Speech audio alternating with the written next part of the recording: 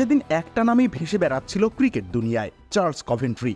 চেন্নাইয়ে ভারতের বিপক্ষে সাইদ আনোয়ারের 194 রানের ইনিংসটাই তখন ছিল ওয়ানডে ক্রিকেটের সর্বোচ্চ ইনিংস।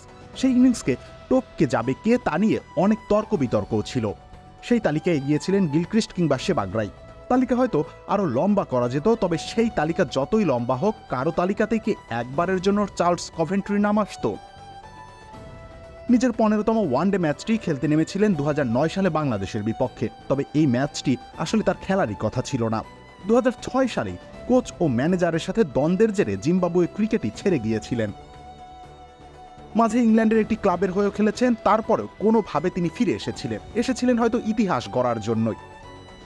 156 বলে খেললেন 194 রানের ঐতিহাসিক এক ইনিংস। সেই সময় এটি ওয়ানডে ক্রিকেটে কোনো ব্যাটসম্যানের সর্বোচ্চ স্কোর। তার পাশে আছেন শুধুই সাইদ আনোয়ার।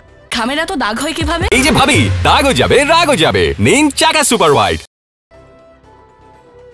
তবে সাইদ আনোয়ারকেও টপকে গিয়েছিলেন তিনি। চেন্নাইয়ে সাইদ আনোয়ার নিজের উইকেট দিয়ে এসেছিলেন, তবে চার্লস কভেন্ট্রি যে ছিলেন অপরাজিত। ফলে সবার উপরে তো তার নামটাই লেখা থাকবে। চাঁদের যেমন কলঙ্ক থাকে, কভেন্ট্রির সেই ইনিংসেও কিছু কলঙ্ক ছিল।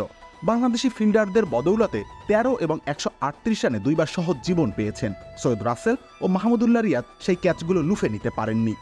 তবে তাতে কি বা যায় আসে? ক্রিকেটের রেকর্ড বইয়ে তো সেদিন লেখা হয়ে গিয়েছিল চার্লস কভেন্ট্রির নাম। এর আগে খেলা 14 ওয়ানডে ম্যাচে কভেন্ট্রির সর্বসাকুল্যে রান ছিল 301। এর মধ্যে সর্বোচ্চ 74 রানের একটা ইনিংস ছিল। অতএব 194 রানের ওই ইনিংসটাই ছিল তার ওয়ানডে ক্যারিয়ারের প্রথম সেঞ্চুরি। অবশ্য ক্রিকেট বিশ্বে কেন সেই ম্যাচেও তিনি নায়ক ছিলেন না। তাকে ছাপিয়ে নায়ক বনে যান তামিম ইকবাল খান। তামিম সেদিন 138 বলে করেন 154 রান। সেদিন নিজেদের ইতিহাসে প্রথমবারের মতো 300-এর উপরে রান তাড়া করে জিতে যায় বাংলাদেশ।